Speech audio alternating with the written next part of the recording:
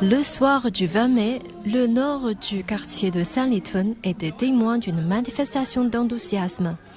Les 3 couleurs du drapeau camerounais étaient visibles partout, donnant un accueil chaleureux aux invités entrant dans les locaux de l'ambassade du Cameroun en Chine.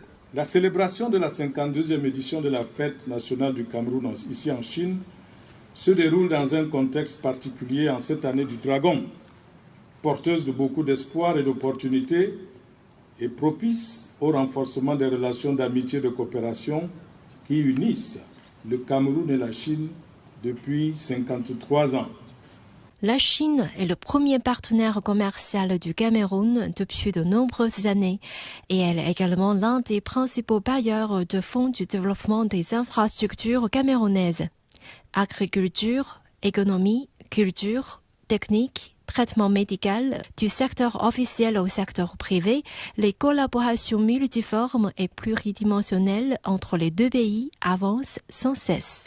Le Cameroun est un pays ami traditionnel et un partenaire important de la Chine en Afrique. Depuis l'établissement de nos relations diplomatiques, nos 2 pays sont toujours attachés aux principes de la sincérité, de l'amitié et de l'égalité. Nous avons travaillé activement pour développer les échanges amicaux à tous les échelons et promouvoir la connaissance mutuelle. Aujourd'hui, l'amitié sino-camerounaise s'est profondément enracinée dans les esprits. J'ai eu mon premier contact avec des clients camerounais à Yiwu en 2003 et il s'est poursuivi jusqu'à aujourd'hui. Ils sont très amicaux et me font confiance. Ils sont passés de petits garçons à papa. Ils m'appelaient Coral au début et quand je me suis mariée, ils m'ont appelée maman. C'est une relation familiale entre moi et mes clients. Doté d'une population dynamique, jeune et hospitalière, de nombreuses forêts et de minerais dans son sous-sol, le Cameroun ouvre sa porte à tous les investissements.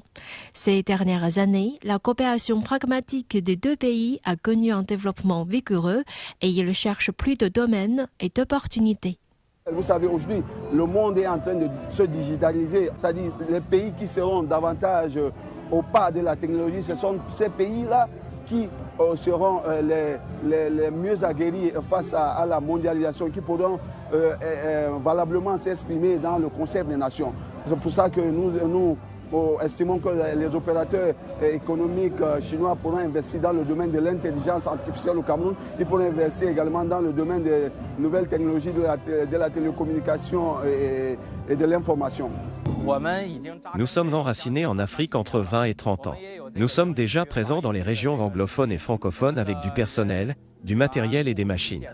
Par conséquent, si nous avons la bonne opportunité, je suis sûr qu'on investira au Cameroun et développera le marché local. Dans le même temps, la Chine a ouvert son marché aux pays en développement, dont le Cameroun, et a pris des mesures actives pour encourager l'expansion des importations en provenance du Cameroun.